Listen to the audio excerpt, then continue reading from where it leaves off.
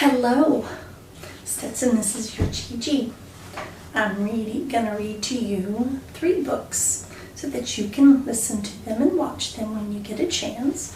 One is Mother Goose, the other is Little Red Riding Hood, and Goldilocks and the 3 Bears. So I just want to start off with Mother Goose. So it starts off like this.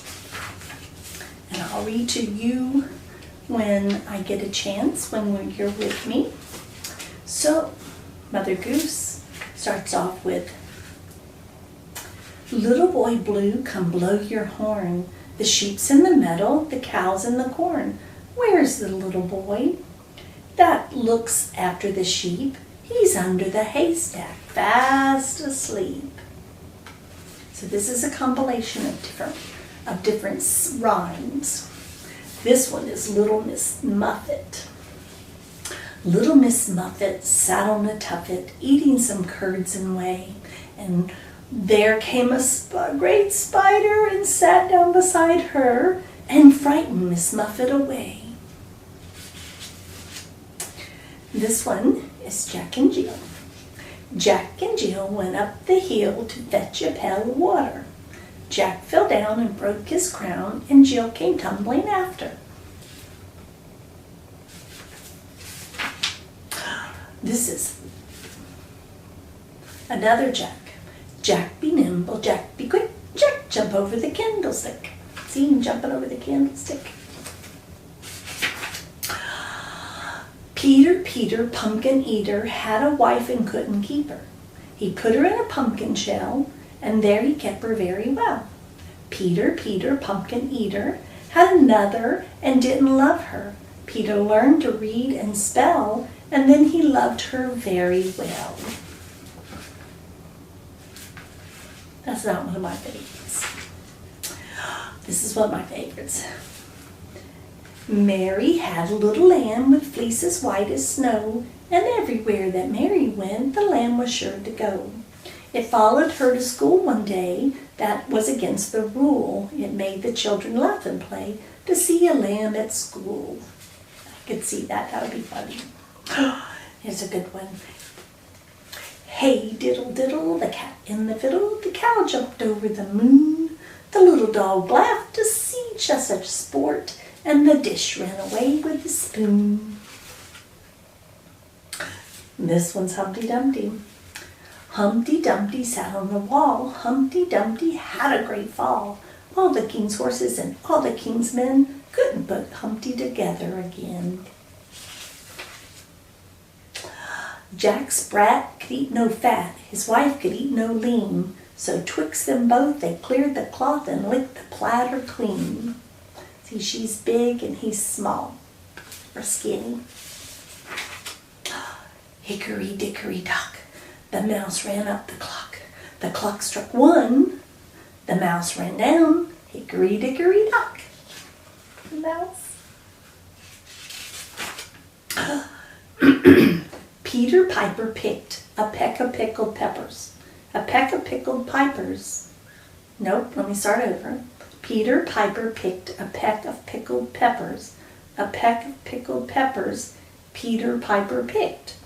If Peter Piper picked a peck of pickled peppers, where's the peck of pickled peppers Peter Piper picked? Wow, that's hard. And this one is about sheep again. Little Bo Peep has lost her sheep and can't tell where to find them. Leave them alone and they'll come home, wagging their tails behind them. Yep, sheep and goats too like to wiggle their tails. All right, and that's all. That's Mother Goose. Okay, this one is Goldilocks and the 3 Bears. Now, I was reading that one to you the other day. It's a good one. Here it is, Goldilocks and the 3 Bears. Once upon a time, there were 3 bears. Great big Papa Bear, middle-sized Mama Bear, and little bitty baby bear. One morning, Mama Bear made some porridge for breakfast, but it was much too hot to eat. The 3 bears decided to go for a walk while their porridge cooled on the table.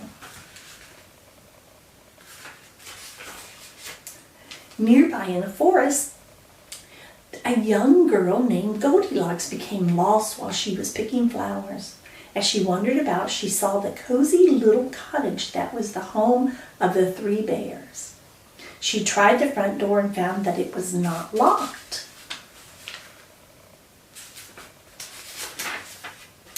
Goldilocks entered the door and saw the 3 bowls of porridge on the table.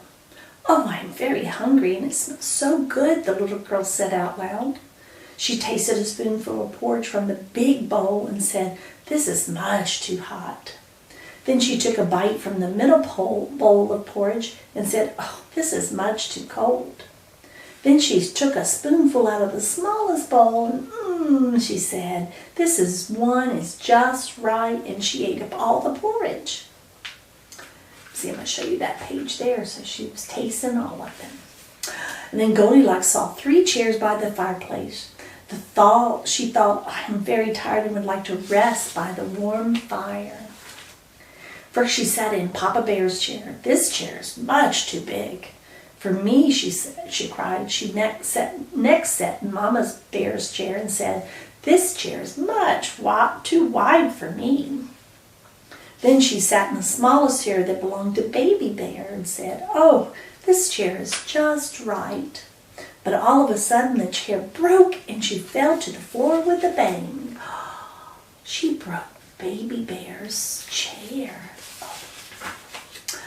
Then Goldilocks thought, "I am very sleepy and would like to take a nap." She climbed the stairs to find a place to rest and found 3 beds. She first tried Papa Bear's bed. "This bed is much too hard for me," she said. Then she tried Mama Bear's bed and said, "This bed is much too soft for me." Next, Goldilocks lay down on Baby Bear's bed. "This bed is just right," she said, and she fell fast asleep.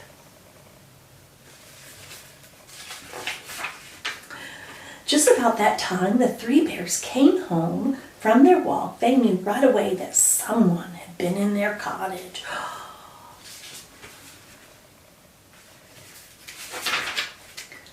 "Someone had been eating my porridge," said Papa Bear. "Someone has been eating my porridge," says Mama Bear. Baby Bear said, "Someone has been eating my porridge, and look, now it is all gone." She ate it all up. Goodness.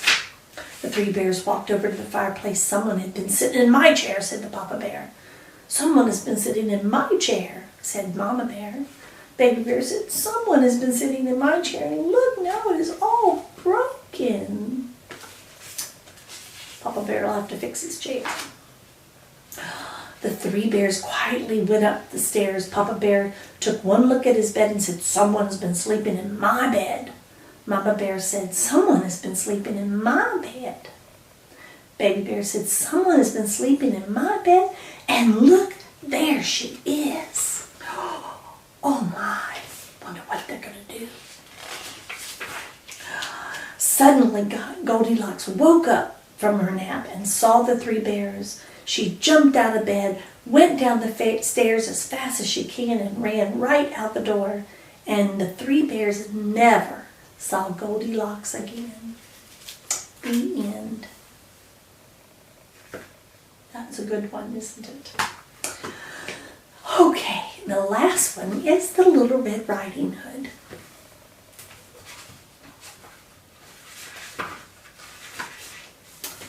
Once upon a time there lived a girl who was called Red Riding Hood because of the bright red cloak she always wore. One day her mother said, "Red Riding Hood, your grandmother has not been feeling well. Take this basket of food to her, and remember the woods can be dangerous. Do not speak to strangers." Remember that, never speak to strangers.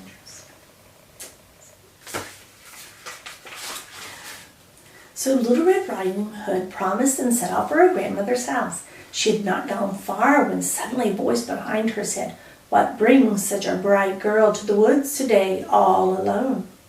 Red Riding Hood turned around and there was a wolf. But because she had never met a wolf before, Red Riding Hood was not afraid. Big wolf. "I am taking a basket to my grandmother," she said. "She hasn't been feeling well. We have such a good time when I visit. I'm hoping to make her feel better." The wolf nodded. "And grandmother's house, where is that?" he asked.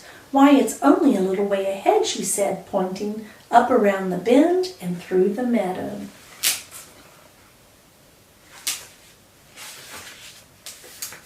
Too late, Red Riding Hood remembered her mother's warning. "Goodbye," she said. "Goodbye," said the wolf. When Red Riding Hood was out of sight, he ran through the woods to the grandmother's house. He knocked on the door, and a voice inside called, "Is that you, Red Riding Hood? Come in, my dear. The latch string's out." And the wolf is at the door. Oh, that's scary. The wolf entered quickly and rushed to grandmother's bed. He snatched her up and pushed her into a closet. Then he put on a robe and kerchief and jumped into bed.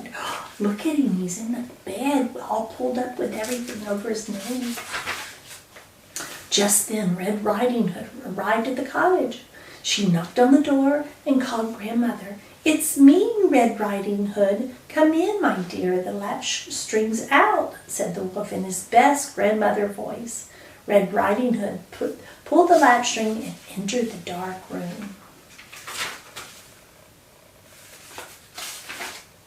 "Why, grandmother," she said, "you don't look well at all. What big eyes you have. Let me get you a warm, wet cloth." "All the better to see you with, my dear," said the wolf as she put the warm cloth over his eyes.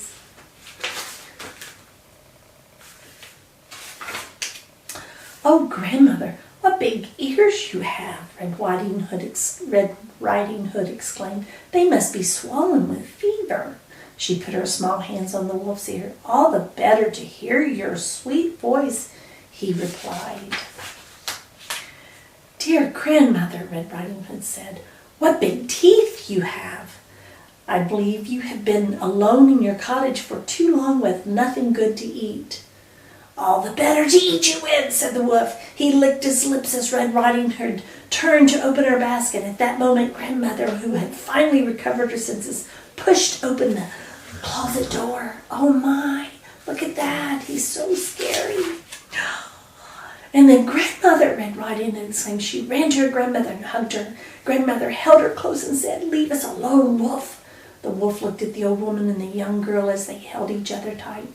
He thought about the warm, wet cloth that Red Riding Hood had placed on his eyes, and how kind she had been, she thought he was when he was grandmother. Suddenly the wolf didn't feel hungry anymore. He felt bad for what he had done.